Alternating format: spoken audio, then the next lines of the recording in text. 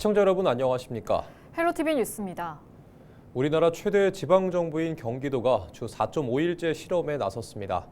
단순히 근무 시간을 줄이는 게 아니라 임금 삭감 없는 노동시간 단축이 목표인데요.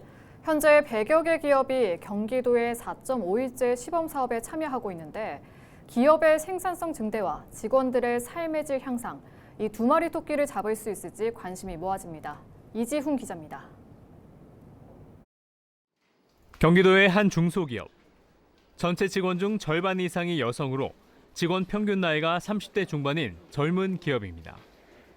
이 회사는 지난해 6월부터 주 4.5일제를 운영하고 있습니다. 직원들에게 격주 주 4일제 근무 또는 주 32시간에서 35시간제를 선택하게 했습니다. 서로 같이 맞벌이 하면서 그런 가사 분담이 제일 문제이긴 한데요. 물론 저 혼자긴 하지만 한 명이라도 이제 그런 시간적 여유가 있으니까 확실히 도움은 많이 되는 것 같아요. 업무 효율성 확실히 더 올라가는 장점이 제일 크고요. 시행 이후 채용 지원자 수가 10배 이상 증가했습니다. 자체 설문조사에선 직무 몰입도와 워라밸, 삶의 만족도 모두 상승했습니다. 휴식 시간이 많아지다 보면 아무래도 저희 거래처 응대 같은 거에서 조금 더 유쾌하게 응대할 수 있고 현장 근로자분들의 체력도 많이 괜찮아지고 있는 효과가 있어서 그런 게 오히려 매출 증대 효과로 돌아온 거 아닌가라고 생각하고 있습니다. 경기도 주 4.5일제 시범 사업에 참여하고 있는 기업은 모두 99곳. 한 곳 빼곤 모두 민간 기업입니다. 경기도는 이들 기업에 노동자 1인당 월 최대 26만 원의 장려금을 지원하고 있습니다. 임금 삭감 없는 노동시간 단축이 가능한 이유입니다. 경기도는 올해부터 시범사업 기업에 고용 장려금도 지원합니다.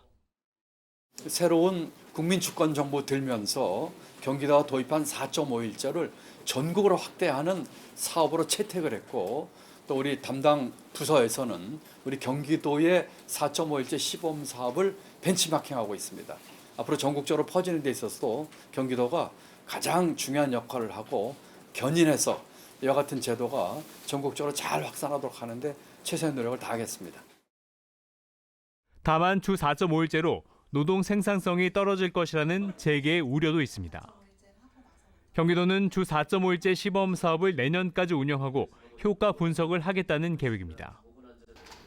정부가 노동시간 단축을 국정과제로 추진하는 가운데 경기도가 선제적으로 도입해 실험 중인 주 4.5일제가 어떤 성과를 낼지 주목됩니다. 헬로티비 뉴스 이지훈입니다. 김경협 재외동포청장의 청사 이전 검토 발언을 두고 인천 지역 사회의 반발이 이어지고 있습니다. 인천 지역 시민단체 모임인 인천사랑 범시민 네트워크가 2일 특정감사 등 김 청장에 대한 후속 조치를 촉구하는 요구서를 이재명 대통령과 외교부, 인천 지역 국회의원 등에게 전달했습니다. 범시민 네트워크는 재외동포청은 국무회의 의결과 당정 협의 등의 절차를 거쳐 인천에 개청했다며 이는 입법과 행정의 절차적 정당성을 갖췄다는 것이라고 밝혔습니다.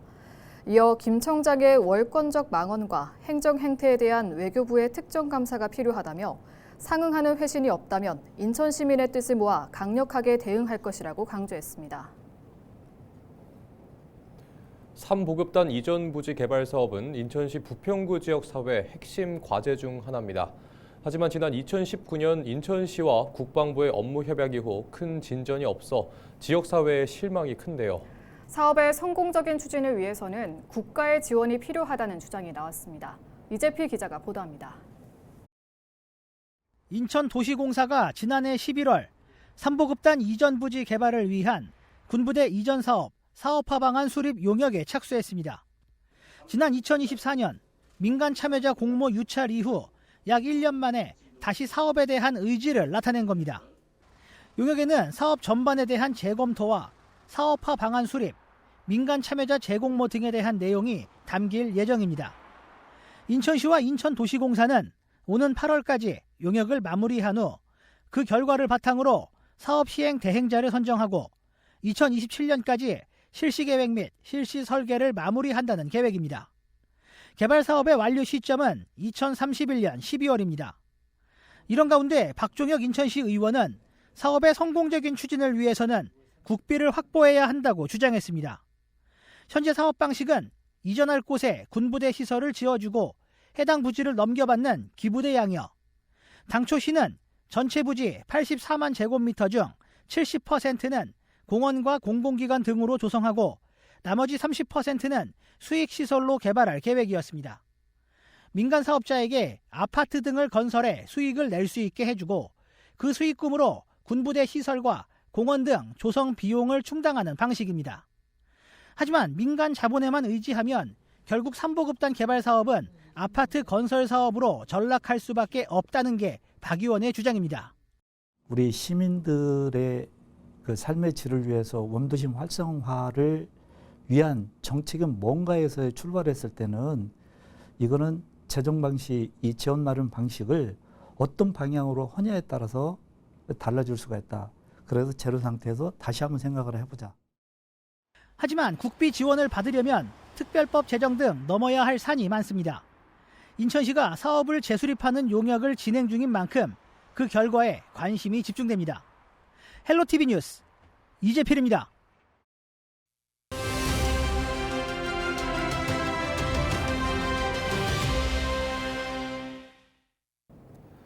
최근 전국적으로 공공기관이나 지방자치단체 공무원을 사칭한 사기 시도가 잇따르고 있습니다. 서울시 120 다산콜 재단에 따르면 지난해 1년 동안 접수된 공무원 사칭 사기 관련 상담만 370여 건에 달하는 것으로 나타났는데요. 사기범들은 공무원인 것처럼 접근해 물품 대리 구매를 요청한 뒤 대금을 먼저 입금하게 하는 수법을 주로 사용하고 있습니다. 의심하지 않고 입금부터 했다가는 금전적인 피해로 이어질 수 있어 각별한 주의가 필요한데요.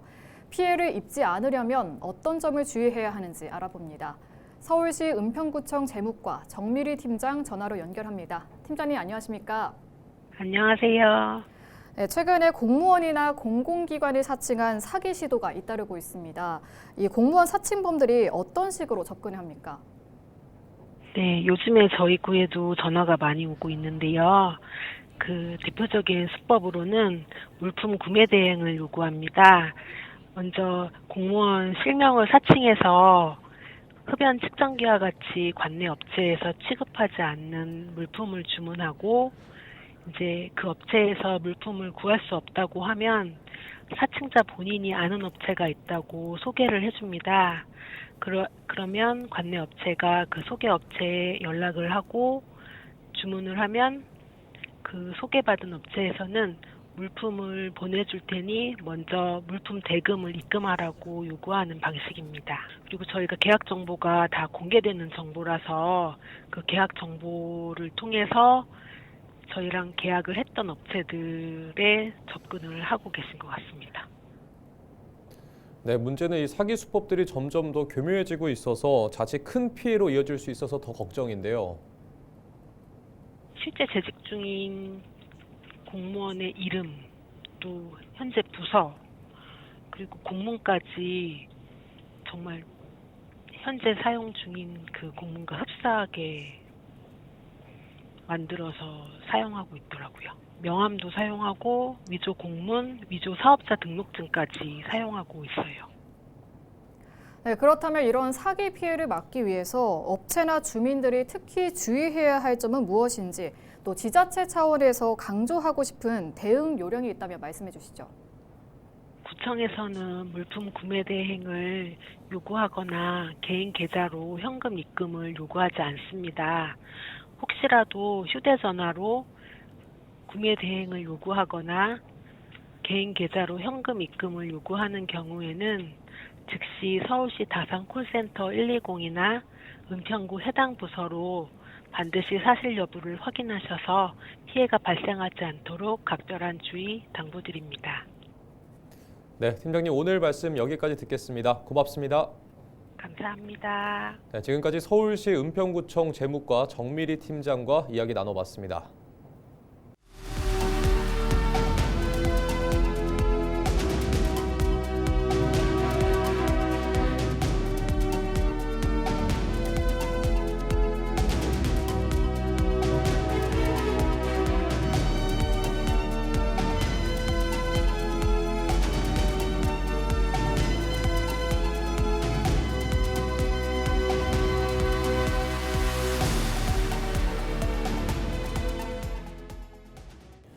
윤인숙 전 의장의 불신임한 가결 이후 부의장 직무대리 체제로 운영돼 왔던 양천구 의회가 신임 의장 선출과 함께 정상화에 들어갔습니다.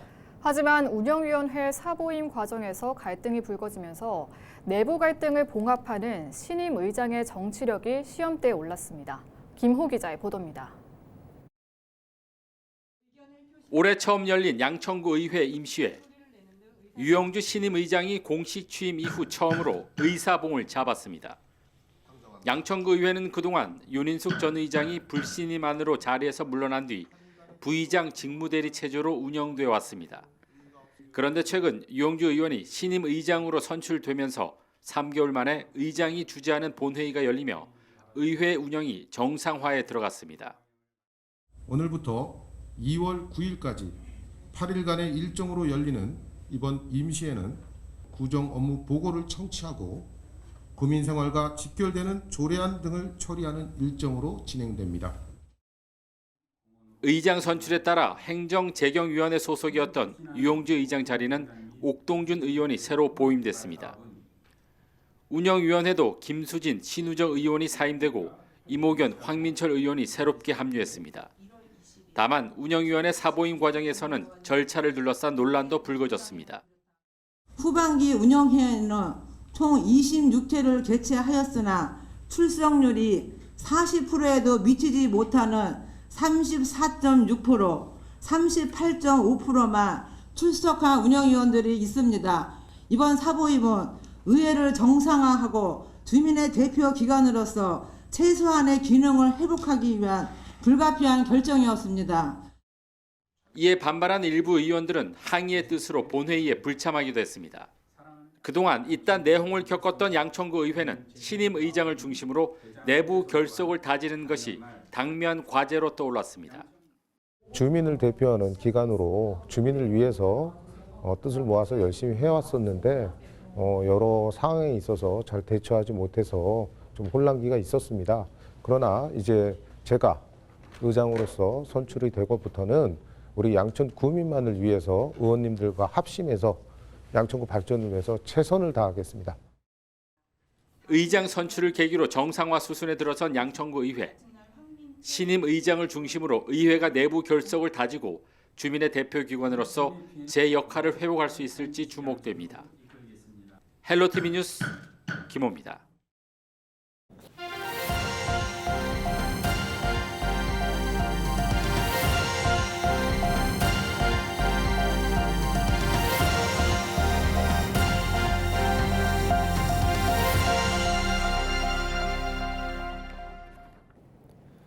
유정복 인천시장이 지난 30일 옹진군 연두 방문을 진행했는데요.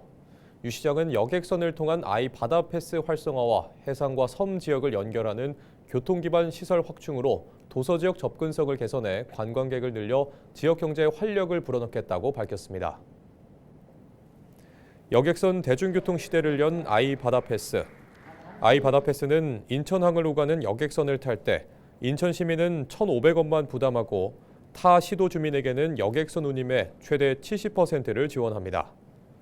지난해 1월 시행한 보물섬 프로젝트 1호인 인천 아이 바다 패스는 큰 관심을 모았습니다. 지난해 11월 기준으로 인천 연안 여객선 이용객이 200만 명을 돌파했습니다.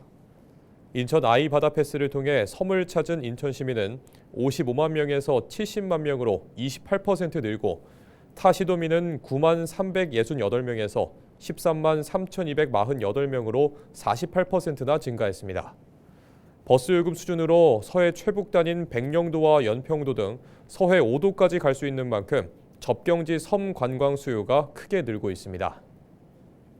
시민들이 피부에 와닿는 체감 지수가 가장 높은 것이 바로 아이바다 패스입니다. 이걸 통해서 인천시가 정책적으로 성공한 그런 도시가 되고 있지만은 이것은 단순하게 한 정책이 문제가 아니라 바로 도서지역 활성화를 통한 균형 발전. 북도면 섬과 섬을 잇는 연도교 사업도 추진되고 있습니다. 오는 5월 예정인 신도 평화도로는 중구 영종도 운선아들목부터 옹진군 북도면 신도리까지 3.26km 길이의 왕복 2차로 노선입니다. 신도 평화대교가 포함된 이 도로가 뚫리면 영종도에서 배를 타지 않고 신도를 건너갈 수 있습니다. 신도는 이미 시도와 모도까지 다리로 연결된 만큼 신도 평화대교가 놓이면 영종도와 신도, 시도, 모도 등 4개의 섬이 하나로 연결되는 셈입니다. 옹진군은 인천시에 신도 평화도로 개통으로 인한 교통 혼잡과 안전사고 예방을 위한 도로 정비 지원을 요청했습니다. 인천 사람들이 들어갈 때, 그다음에 신도에서 나올 때 이 공항 고속도로 지나서 공항 가는 그 길 지나서인데 이게 이 인천대교로 들어가는 길이 없어요. 옹진군 북도면을 잇는 연도교 사업은 이뿐만이 아닙니다. 모도에서 바다 건너 장봉도를 잇는 장봉-모도 연도교 접속도로는 장봉도에서 모도 1.8km를 연결하는 2차선 노선입니다. 현재 예비 타당성 조사가 진행 중인 옹진군 장봉도-모도 연도교는 2026년 착공해 2031년 개통이 목표입니다. 장봉대교가 개통하면 인천 내륙과 영종도와 신도, 시도, 모도를 거쳐 장봉도까지 모두 교량으로 연결됩니다. 옹진군 북도면 4개의 섬이 동일 생활권으로 묶이게 돼 섬 주민 이동권과 관광객들의 접근성 향상으로 지역경제 활성화가 기대됩니다.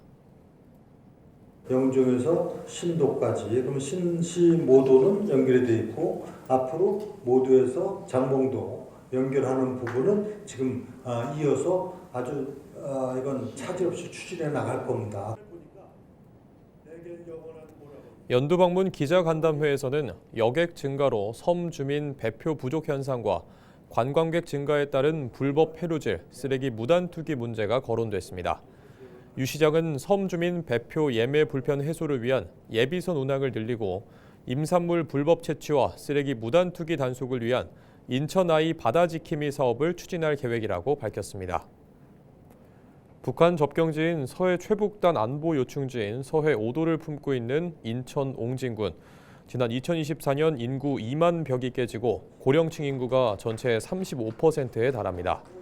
유 시장은 옹진은 섬이라는 특수성과 구조적 어려움을 동시에 안고 있는 지역인 만큼 교통 인프라 확충과 관광 활성화를 통해 변화를 가져오겠다고 밝혔습니다.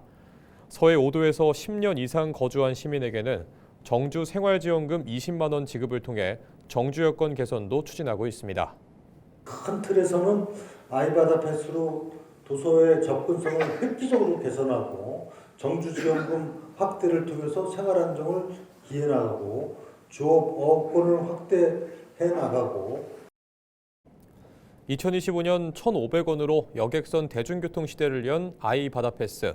도서지역 이동의 자유와 함께 섬 관광객 증가로 지역 경제에 활력을 불어넣을 수 있을지 주목됩니다.